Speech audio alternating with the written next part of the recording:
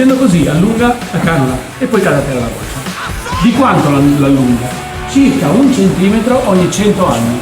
Il che vuol dire che questa qua, che potrebbe essere lunga una cinquantina di centimetri, siamo sull'ordine dei 5.000 anni di età. Ecco come la nostra dimensione temporale qui non vale nulla. Durante l'arco